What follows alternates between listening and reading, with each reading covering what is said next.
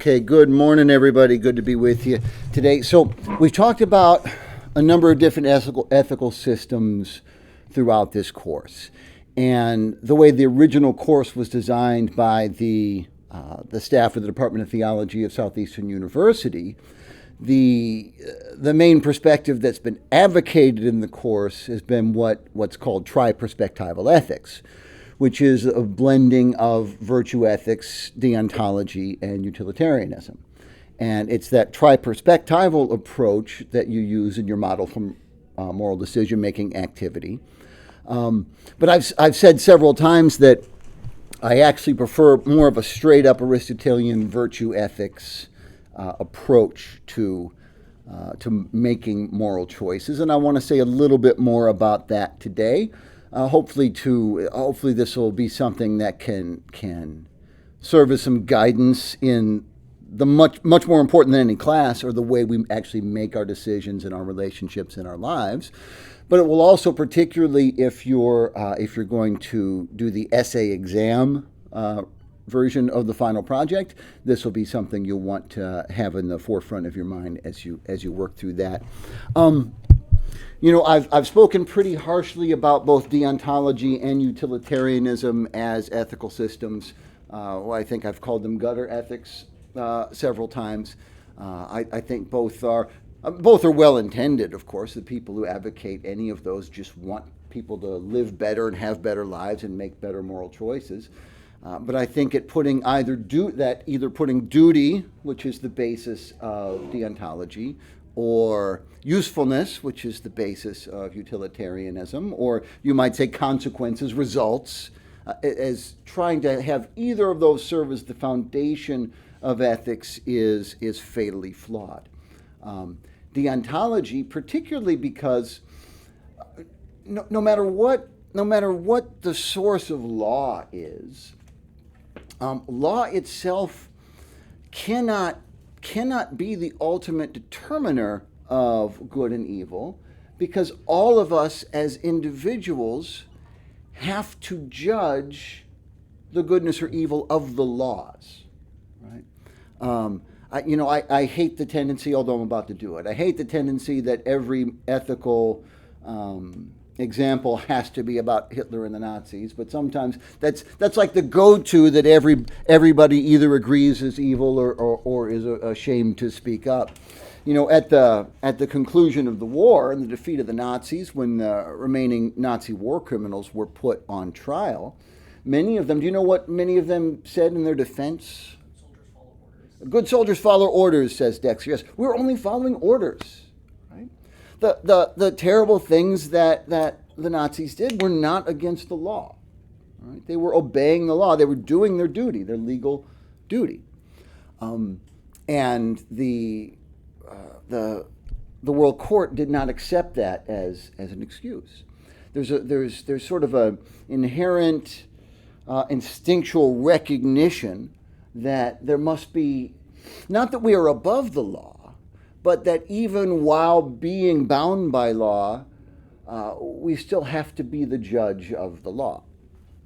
It was one of the reasons deontology doesn't work. Utilitarianism ultimately falls apart for a number of reasons. The most important reasons utilitarianism as a foundational ethics doesn't work. We spent the whole time talking about leisure, the basis of culture, addresses that reducing the value of human people and therefore human choices to their usefulness is a recipe for dehumanized disaster. And you also have to be able to accurately predict the results to be able to use results as the foundation of an ethic. But none of that is to say that from my perspective or from a virtue ethics perspective that duty and consequences are not important, that duty or consequences are not serious concerns. So what I want to do is show you where the place for duty and consequences in a virtue-based ethics can be found. You'll recall that the way we've been describing Aristotle's virtue ethics, let me get my buddy Aristotle. Aristotle's virtue ethics is the main concern is not duty, it's not consequence, it's not anything other than character. Right? I don't ask myself, what do the rules say? I don't ask myself, what am I trying to accomplish? I ask myself, what do I want to be? What kind of man, what kind of woman do I want to be? And the goodness or the evil of my choices in many ways boils down to, am I choosing something which makes me more or less into the man that I want to be? There's an important caveat there. Let me get my other buddy, Pablo Escobar. When I ask, what kind of man do I want to be? What if the answer to that question is, I want to be Pablo Escobar? Does that mean then that the choices I make that make me more like Pablo Escobar are who, by the way, it's the first time I've done this on video. Notice how he looks like he's golden, but he's actually made out of plastic and hollow. Does it mean that the choices that make me more like Pablo Escobar are good choices because that's what I want to be? Well, that doesn't sound like any kind of ethics. That sounds like nothing but like an ultimate hollow, empty, squishy relativism. When I say I ask myself, what kind of man do I want to be? Aristotle is not suggesting, like in some bumper sticker or kindergarten classroom poster way, that you can be whatever you want, you can be whatever you dream. Aristotle's coming from the perspective that there is something that it means to be human. That humanness is something. And what I need to do to ask the question, what kind of man do I want to be, is not just dig into my daydreams and my imagination, but to first to discern meaningfully, what is it to be human? What do I want to be must translate into what is it that I ought to be? What is the human person called to be? If I think I want to be Pablo Escobar, right? If I think I want to find meaning in life through wealth with no concern for what I have to do or who I have to hurt to get that wealth, if I think that's what I want, well, that would translate to, I think that's what would make me happy. And Aristotle would say, my mistake is that I'm wrong about what will make me happy. And therefore, I don't actually want what I think I want. Because everybody, at least within the bell curve of sane folks, I'm not taking a position on folks who are severely mentally ill, or folks who are such young children they've not yet reached the age of reason. But within the bell curve of rational, adult, sane people, everyone wants happiness. Happiness is sort of the ultimate intrinsic good, and what Aristotle calls the meaning and purpose of life. It's not the shallow happiness of a momentary pleasurable smile on your face. You can find pictures of every celebrity who's ever committed suicide with a smile on their face. Nevertheless, we know they were not happy people. It's the happiness of a whole personal contentment, a satisfaction that I am the person that I am. That's the whole aim and end of human existence, according to Aristotle. To achieve that, I must therefore do the things that make me more and more into what it actually is to be human. It requires knowledge. For Aristotle, just like for Socrates, for Aristotle, moral evil is rooted first and foremost in ignorance, in a lack of knowledge. We say, well, wait a minute. Somebody commits a murder? You're telling me they committed the murder because they didn't know murder was bad? Well, in a sense, yes, that's what he's telling us. Why do people commit murder? To remove a threat, revenge, jealousy, shame to cover up a crime, or some sort of like pathological pleasure they simply take out of the suffering of others. People who commit murder or do anything that's evil are not pursuing the evil. They're pursuing some good, right? Revenge. Revenge is good. No, but justice is good, right? And when I'm wronged, what I crave is justice. I'm just wrong about what the right way to go about it is. I'm wrong about whether the way I'm going about it will actually provide me any peace of mind. Does revenge ever actually provide peace of mind? Of course not. That's at least in the West, that's literally the oldest story in the book. Rage, gotta sing the rage of Peleus' son Achilles. That one doesn't have a happy ending. Spoiler alert. So, to be good, to do the good, I must know the good. Right? I must learn to properly order greater goods and lesser goods. Think of like a scenario that probably happens a lot in this building. Maybe not in this room, hopefully not in this room, but in this building, where you get students spreading rumors about each other, malicious rumors, either mean-spirited lies or embarrassing truths. Both of them can be malicious rumors. And they love to talk and spread the rumor around and sort of torture the person who's at the center of the rumor. I don't see shock on anyone's face. So that stuff like that does happen here sometimes? Yeah. Now, at first glance, it seems like somebody involved in that sort of a rumor mill is choosing evil for the sake of evil. You know, if I'm participating in this, I just want to pick on Alicia Ramlakan, just want to make her feel bad. It seems like I'm just choosing to be rotten for no reason. But what's often going on there? Why do people lash out at others? Why do people often belittle others? It's because their own sense of self and self-esteem is so pathetically shriveled that they feel that by bullying the other, by gossiping about the other, by pushing the other down, they can lift themselves up and attain some sense of self-worth. Well, self-worth is good. What they want is a good. It's just they've taken the lesser good of a momentary betterment in their sense of self and put that over the greater good of the dignity of an innocent other person. Yeah, you can let her in. The more Aristotle tells us, and I'm using Aristotle in this conversation, by the way, I'm using Aristotle as the mouthpiece of a 2,300-year-long tradition. Aristotelian virtue ethics starts with Aristotle, but it's a tradition that has been built on ever since.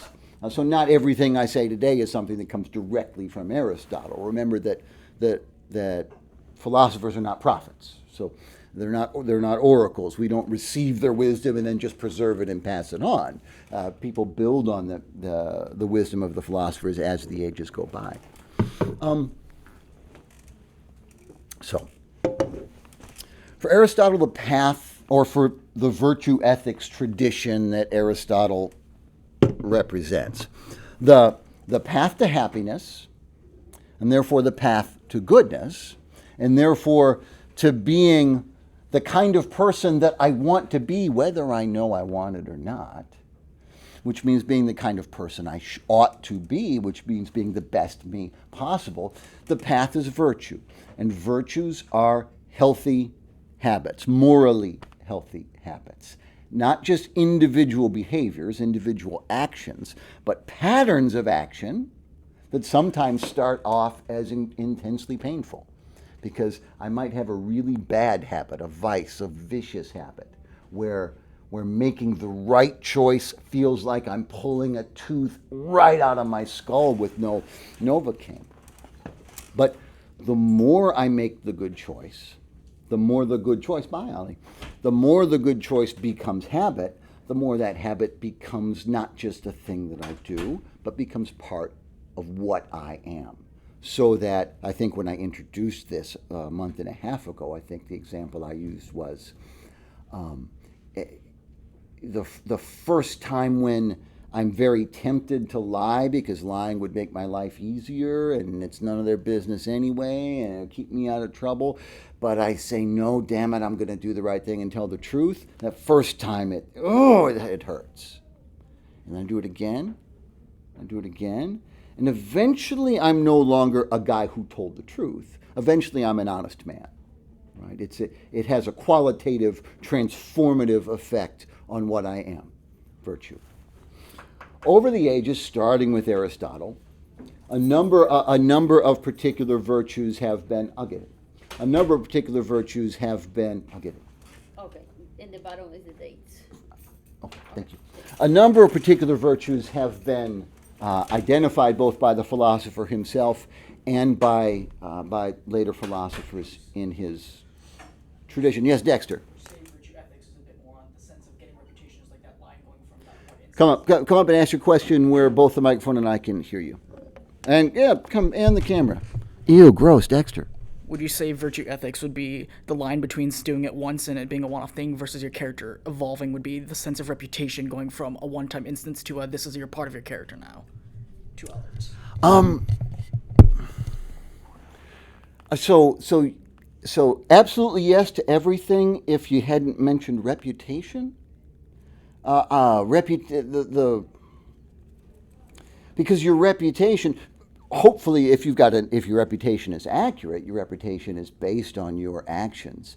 But your reputation is also dependent on the perceptions of your actions by other people, which you can't necessarily control. And if that's what's driving you, is the reputation rather than the characteristic itself. Now, Aristotle would be more comfortable with that because Aristotle speaks of magnanimity, the being the great-souled one.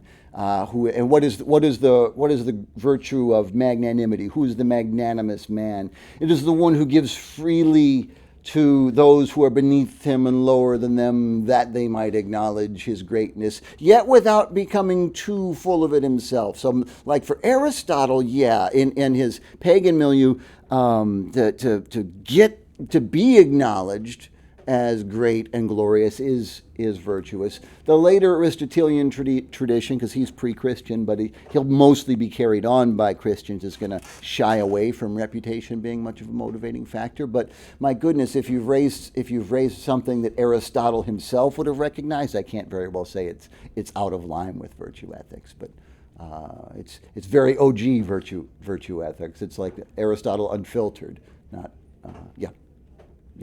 Thanks, Dexter. Now we could talk about any number of these virtues. There are 4 of them that have been traditionally called the cardinal virtues. These are the hinges on which all other virtues hang, and that's a term that develops later than Aristotle himself. There are. I would say that the chief Christian additions to virtue ethics would be the virtue of humility having a central place, and that is really not on Aristotle's radar. So he would recognize hubris and arrogance as vices, but he would draw the golden mean, the middle path, somewhere not quite on the side of humility, to sort of intentionally recognize the smallness and earthiness and which is the root of humility, humus, earth, is a Christian notion that fits with like the virtue ethics system, but would have been foreign to the mega rich slave owning pagan Aristotle who like cut open people in his laboratory. The cardinal virtues, you can find all these in Aristotle, though not necessarily the language of cardinal virtue. Justice is giving to each one that which is his or her due. All right? And the entire his entire notion of politics and law really flows out of the virtue of justice. You have temperance, which is balance, moderation. And that is the key to his whole ethical system, which is about finding the golden mean. That to be too extreme in one direction or another is the essence of vice. Fortitude, that's stick-to-itiveness, all right? You can't build up a habit if you give up when it gets difficult, right? So it doesn't matter what virtue I'm trying to build. Without fortitude, it will never turn into anything other than an isolated temporary moral success, right? And isolated temporary moral successes are not transformative, right? One good action doesn't make you something different. One evil action doesn't make you something different either. It's still evil, but you know the difference. Because if I asked who of you are liars, I doubt anyone would raise your hand. If I asked who of you had ever told a lie, everyone would raise your hand, right? So, fortitude is necessary to build up any virtue, and then prudence. Justice and prudence of these two, I want to focus on for a minute, and then we'll wrap up for today. It's under the virtues of justice and prudence that the concerns of deontology and utilitarianism find their place in virtue ethics without becoming foundational. You can let her in for me, please, Igor. So, a focus on results, on the consequences of my actions. Hi, how you doing? Prudence is the wisdom to know not what's good and what's evil, but how and when to do good, right? So an example, I think, Lucy, I told this example to you yesterday. A friend invites you to his wedding, and you take a look at his wife, and she's just the ugliest woman you've ever seen. And so at the end of the wedding, when everyone else is shaking hands and congratulating, you look at your friend and you say, dude, your wife's the ugliest woman I've ever seen. Well, so dishonesty is not your issue here, okay? But you got an issue here, right? Being honest is a virtue, but being prudent about how and when to exercise certain virtues is also integral. Otherwise, you become a buffoon, right? So generosity is a virtue, right? But prudence would drive us before we take some extreme measure, whether I empty my bank account and just pass it around to every random person on the street, or when we determine how are we going to organize our society economically, what economic policies are we going to enact. There's no magic 8-ball answer to questions like that. But if it's not enough to be driven by a generous heart, if we're not making practical, if we're not concerned about the practical outcome of our actions, right? So it's under the virtue of prudence that utility, usefulness, consequence comes in, right? Notice, though, that prudence is about how and knowing how and when to act virtuously. It is never prudent to act viciously. No amount of positive consequences, according to this system, no amount of positive consequences can transform an action that is inherently evil into a good act. you may think of exceptions, you may not agree with that, and I'm not telling you what the answers are, but within the virtue ethics tradition and sort of within the wider tradition of Western ethical philosophy, one of the tenets has been that one may not do evil in order to accomplish good. So prudence is not an infinity gauntlet that can transform evil into good. It doesn't cut the other way, though. Imprudence can transform good into evil, right? Being really unconcerned with the practical consequences of my in themselves good actions can do a ton of harm and turn a good intended action into evil. What about law? What about the concerns of deontology, the concerns of duty? We could have whole courses on Aristotle's politics, and instead you're getting like a minute or two here. Aristotle is certainly not, he doesn't advocate a rules-based ethics, but Aristotle is by no means an anarchist. Right? Aristotle appreciates the value of law. In fact, he's preserved for us a collection of the actual constitutions that were used by numerous Greek city-states in his time. He coined the very term politics, so he has real interest in law. For Aristotle, the things that Kant and the deontologians would want to make foundational, which is duty, you do your duty at all costs. For Aristotle, your duty is governed by the virtue of justice, right? So justice is giving to each one that which is his or her due. And in the normal order of things, citizens owe obedience to governing officials. Governing officials, see, this is he doesn't use the language of social contract, but this is like proto-social contract language. But it's also the duty of governing officials. Governing officials, justice demands that governing officials owe it to the citizens to pass laws that are in accord with the common good. For Aristotle, the primordial unit in society is the family, and from the family we grow out to, you might say, the village, you might say the tribe, and from there it expands to, for him, the city-state, the polis. He doesn't anticipate the massive nation-states that we have here now. But he does say that the state, whether it's the state of Florida, the United States, or the city-state of Athens, what the state is a group of people united together in service of a common purpose.